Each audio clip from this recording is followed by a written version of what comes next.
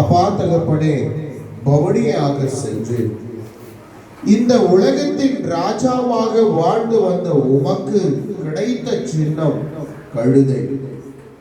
ஆனால் மனிதர்களாக ஆட்சி செய்கின்றவர்கள், அதிகாரம் வகிக்கின்றவர்கள் குதிரையின் மேலும் அநேக தேர்ப்படைகள் மீது பவனி வருகிறதை நாங்கள் அறிந்திருக்கின்றோம்.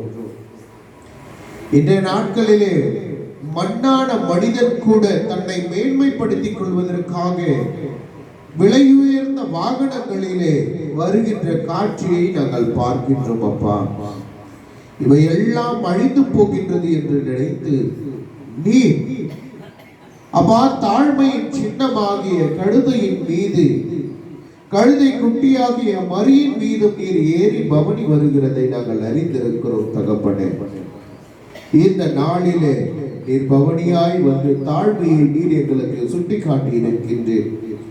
தாழ்மையின் சின்னத்தை தரித்துக் கொள்ள நீர் எங்களுக்கு கிருபை தந்திருக்கிறேன். ஆவியானவரே, எங்கெல்லாம் குருத்தோலை பவனிகள் நடக்கிறது அங்கெல்லாம் உங்களுடைய பிரசன்னம் இருக்கட்டும். தகப்பனே அப்பா, எந்த இடத்திலும் எதிர்ப்புகள் இல்லாதபடி தகப்பனே நீர் பாதுகாக்கும்படியாய் ஜெபிக்கின்றோம்.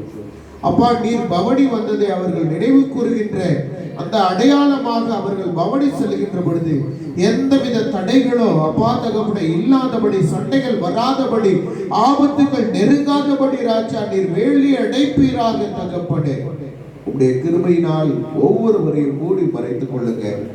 அன்பின் தகப்பன், நீர் எங்களோடு இருக்கிறதற்காய் நன்றி கூறுகின்றோம். ஆவியானவரே, விசேஷ விதமாக எங்கள் திருச்சபை குடும்பங்களை உடைய கரங்களிலே கொடுக்கின்றோம். உடைய ஆசீர்வதிங்க. வந்தவர்களை கண்ணோக்கி பார்ப்படை, தடைப்பட்டவர்களை நீர் கண்ணோக்கி பார்க்கும்படியாக வேண்டுதல் செய்கின்றோம். எல்லாவற்றிற்கும் மேலான தேவ சமாதானம் எங்களை ஆளுகை செய்யட்டும். இந்த நாளிலும் பாடப்போகின்ற பாடல்கள், வாசிக்கக்கூடிய வேத வாசிப்புகள், கொடுக்கக்கூடிய சத்திய வார்த்தைகள் எல்லாம் நீர் ஆசீர்வதித்து தரும்படியாக ஜெபிக்கின்றோம்.